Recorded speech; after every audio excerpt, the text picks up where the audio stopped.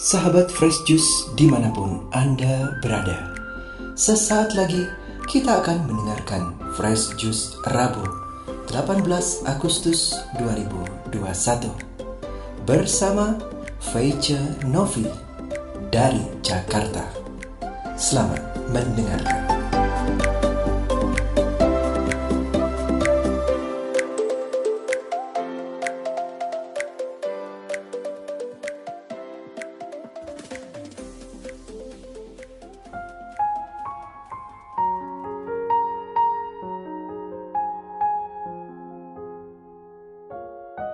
Shalom, sahabat-sahabat pendengar Daily Fresh Juice yang dikasihi Tuhan, dimanapun Anda berada.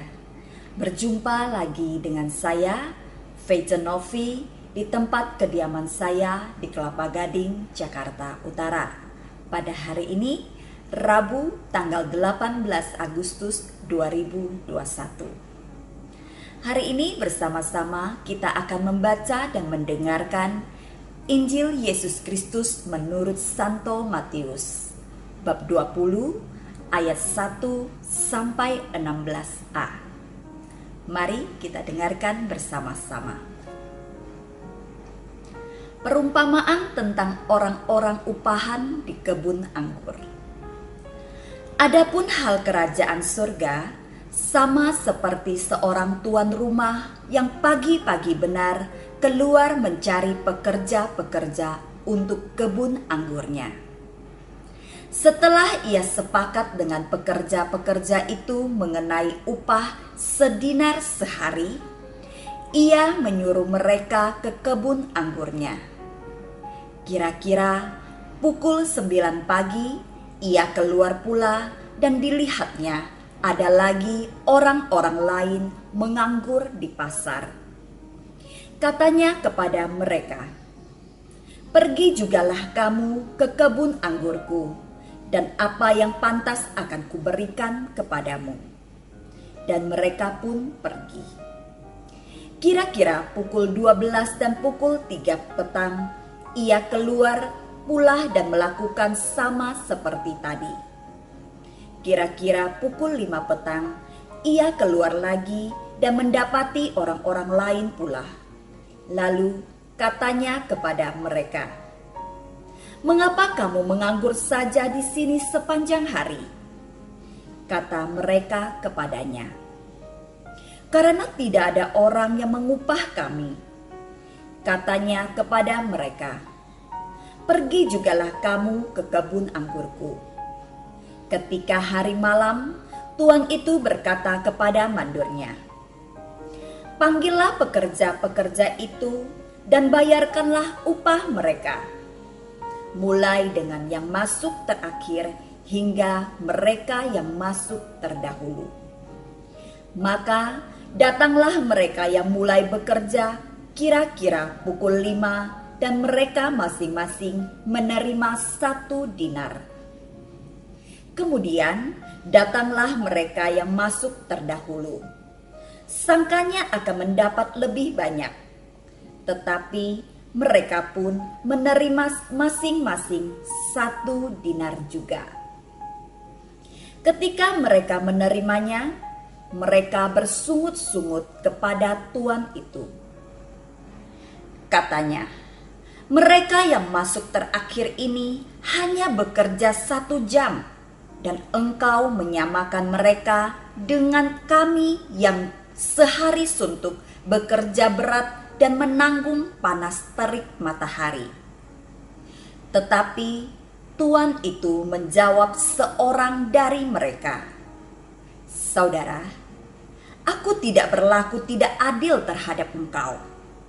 Bukankah kita telah sepakat sedinar sehari?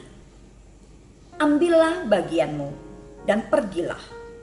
Aku mau memberikan kepada orang yang masuk terakhir ini sama seperti kepadamu. Tidakkah aku bebas mempergunakan milikku menurut kehendak hatiku? Atau iri hatikah engkau karena aku murah hati?" Demikianlah orang yang terakhir akan menjadi yang terdahulu, dan yang terdahulu akan menjadi yang terakhir. Demikianlah Injil Tuhan. Terpujilah Kristus. Sahabat-sahabat pendengar Daily Fresh Juice yang dikasihi Tuhan, setelah kita mendengarkan bacaan Injil tentang perumpamaan orang-orang upahan di kebun anggur, saya mau tanya, apakah sahabat-sahabat semua setuju jika tuan tanah dianggap telah berbuat ketidakadilan terhadap pekerja-pekerjanya? Untuk menjawab pertanyaan itu, mari kita lihat dari kesepakatan awal. Kesepakatan awal yang dibuat oleh tuan tanah dan pekerja-pekerjanya, dari awal mereka sepakat bahwa semua pekerja akan dibayar dengan upah sedinar sehari. Tidak ada kesepakatan berapa jam dan berapa meter persegi yang harus mereka kerjakan dari kebun anggur itu. Tapi pada malam hari ketika si tuan tanah membagi-bagikan upah kepada pekerja-pekerjanya, mulai dari pekerja-pekerja yang masuk belakangan sampai ke pekerja-pekerja yang masuk lebih awal, terjadi komplainan dari si pekerja-pekerja yang masuk duluan. Kenapa? Karena mereka merasa bahwa dia kerja lebih lama, sedangkan yang masuk belakangan kerjanya cuma sebentar, tapi dibayar dengan upah yang sama. Apakah si tuan tanah berbuat tidak adil? Toh dari awal kesepakatan memang mereka sudah sepakat bahwa setiap pekerja dibayar 1 dinar per hari. Jadi harusnya si tuan tanah tidak salah dong. Nah, untuk si pekerja-pekerja yang masuk duluan kita anggap senior ya. Terus yang masuk belakangan kita panggil newbie. Jadi ada si senior vs newbie yang kerjanya itu beda jam kerjanya tapi dibayar dengan upah yang sama. Dalam perumpamaan tersebut tidak diceritakan apa saja yang sudah dikerjakan oleh si senior dan si newbie ini. Lalu ada seberapa besar kebun anggur yang telah mereka garap oleh masing-masing pekerja-pekerja ini. Apa saja yang sudah mereka hasilkan dengan waktu yang telah mereka lalui sama-sama. Hanya disebutkan bahwa si senior udah bekerja dengan usaha keras dan menanggung terik matahari. Lalu, pantaskah mereka komplain? Pantaskah mereka menggerutu? Apakah benar si tuan tanah tidak adil? Toh, dia sudah membayarkan upah pekerja-pekerjanya sesuai dengan kesepakatan yang telah disetujui masing-masing pihak. Saya yakin si tuan tanah ini bukan orang yang bodoh. Dia pasti sudah menilai kepantasan dari setiap pekerja untuk menerima upah yang sama sesuai kesepakatan awal. Nah, perumpamaan ini mengingatkan saya dengan kondisi kita saat ini. Seperti yang kita ketahui, bisnis online saat ini sedang berkembang dengan sangat pesat. Nah, saya membayangkan bisnis online ini sebagai newbie, pekerja-pekerja baru. Nah, sedangkan pedagang-pedagang tradisional ini adalah seniornya, pekerja-pekerja lama.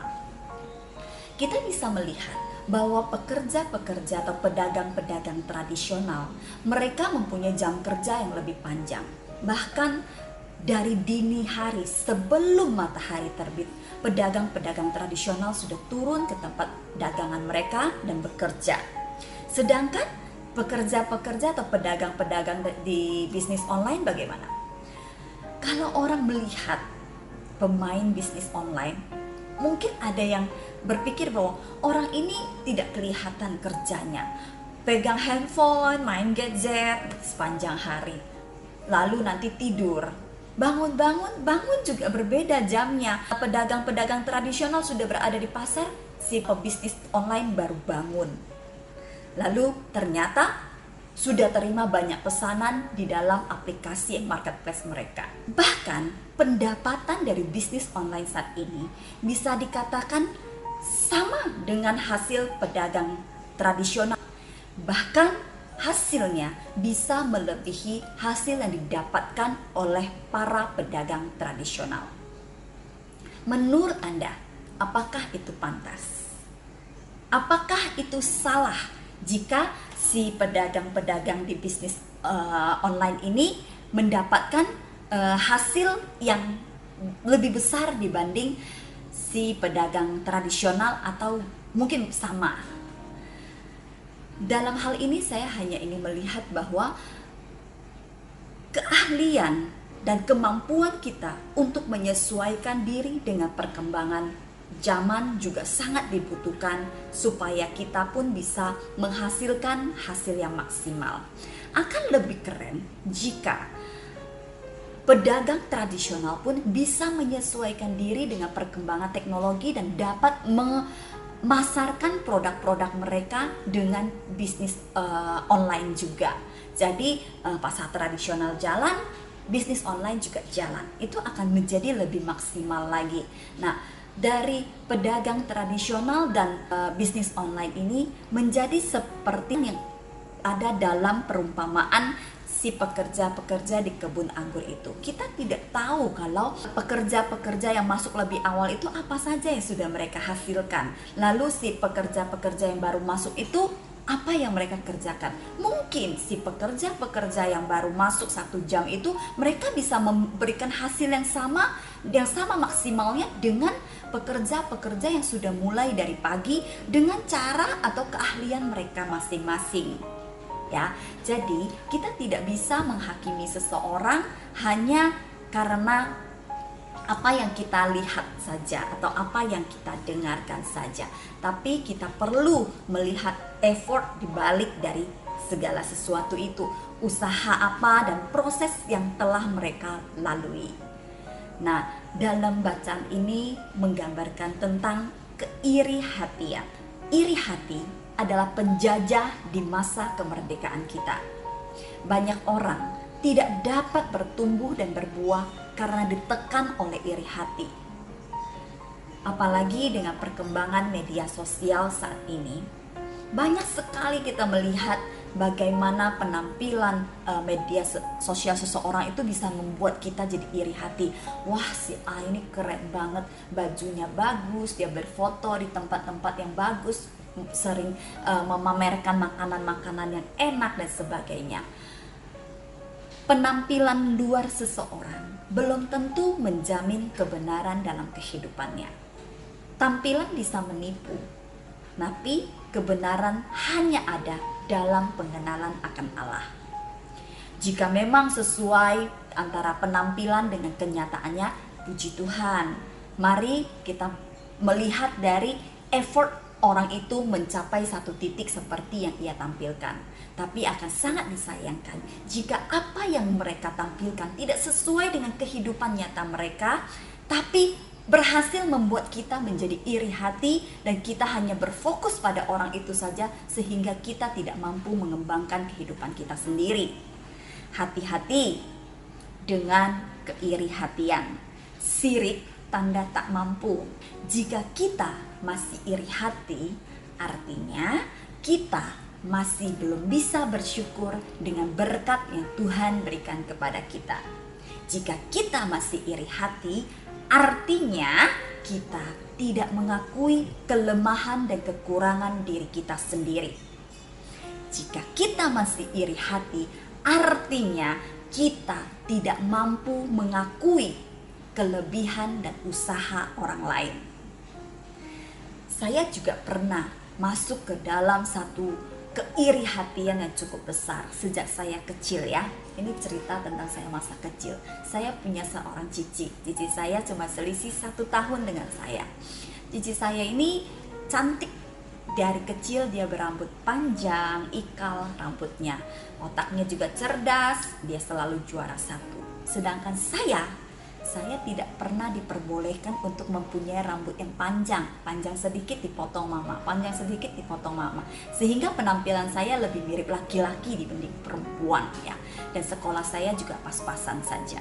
Saya merasa iri karena cici saya selalu mendapatkan banyak hal dari prestasi yang dia raih, banyak reward yang dia dapat dari orang tua, dari orang-orang sekitar kami, bahkan dari pihak sekolah juga sebagai penghargaan dari usaha dia.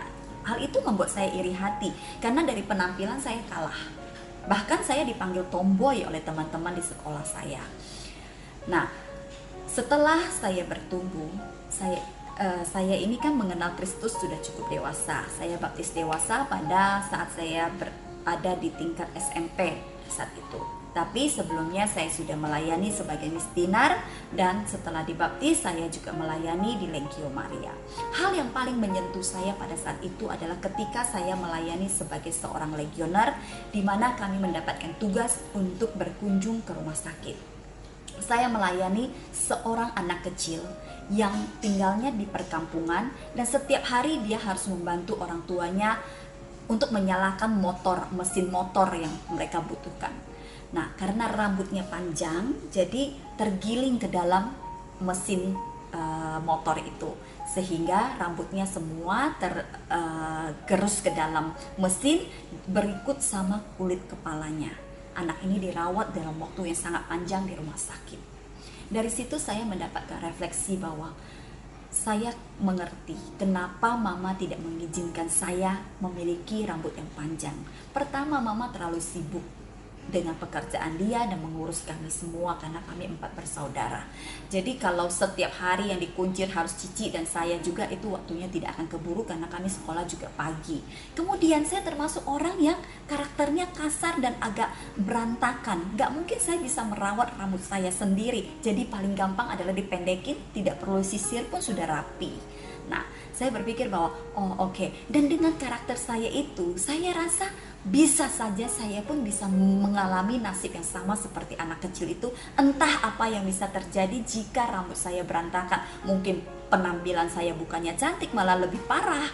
Atau mungkin saya bisa saja mendapatkan kecelakaan karena rambut panjang yang tidak terurus ini. Kemudian selain itu saya berpikir usaha dari cici saya sehingga dia bisa berprestasi di sekolahnya, saya tidak. Saya iri karena saya merasa bahwa waktu saya banyak dihabiskan untuk membantu mama. Padahal cici saya juga bantu mama, bahkan dia lebih banyak. Tapi bedanya setiap kali kami punya waktu istirahat, cici saya itu langsung ambil buku belajar untuk pelajaran besok. Kalau saya kabur, saya main sama teman-teman atau baca komik. Nah, dari situ saja saya sadar bahwa usaha saya dibandingkan dengan cici saya dan pencapaiannya itu sangat layak. Orang ini berusaha lebih dibanding orang lain sehingga dia mempunyai pencapaian lebih bagus dibanding orang-orang yang kurang menghargai waktunya seperti saya. Nah, dari pengalaman hidup saya ini saya semakin merasa bahwa saya harus mensyukuri apa yang saya lalui. Mungkin pada saat ini saya tidak paham, tapi pada waktunya Tuhan akan memberikan pemahaman kepada kita bahwa apa yang Ia rencanakan bagi kita selalu yang terbaik. Mari dalam suasana perayaan kemerdekaan negara kita juga memerdekakan diri kita dari rasa iri terhadap keberhasilan orang lain. Jangan suka membandingkan hidup kita dengan hidup orang lain. Setiap orang pasti mempunyai pergumulan mereka masing-masing. Oleh karena itu, mari kita selalu bersyukur bahwa apapun yang Tuhan adakan dalam hidup kita, pasti yang paling baik dan paling tepat untuk kita saat ini. Setiap orang juga dimodalkan oleh Tuhan dengan waktu yang sama, 24 jam per hari, tidak kurang, tidak lebih. Mau tinggal di benua manapun juga, meskipun ada perbedaan waktu, tapi jumlahnya sama, 24 jam per hari. Mari kita manfaatkan waktu yang Tuhan berikan kepada kita dengan sebaik-baiknya. Mungkin kita tidak paham dengan rencana Tuhan saat ini, tapi pada waktunya nanti kita akan memahami bahwa rencana Tuhan adalah yang terindah bagi kita. Salam sehat, tetap semangat, jangan lupa bersyukur. Tuhan Yesus memberkati, sampai jumpa. Merdeka! Sahabat Fresh Juice, kita baru saja mendengarkan Fresh Juice Rabu, 18 Agustus 2021. Terima kasih kepada Feice Novi untuk renungannya pada hari ini. Sampai berjumpa kembali dalam Fresh Juice edisi selanjutnya. Jaga kesehatan dan salam Fresh Juice.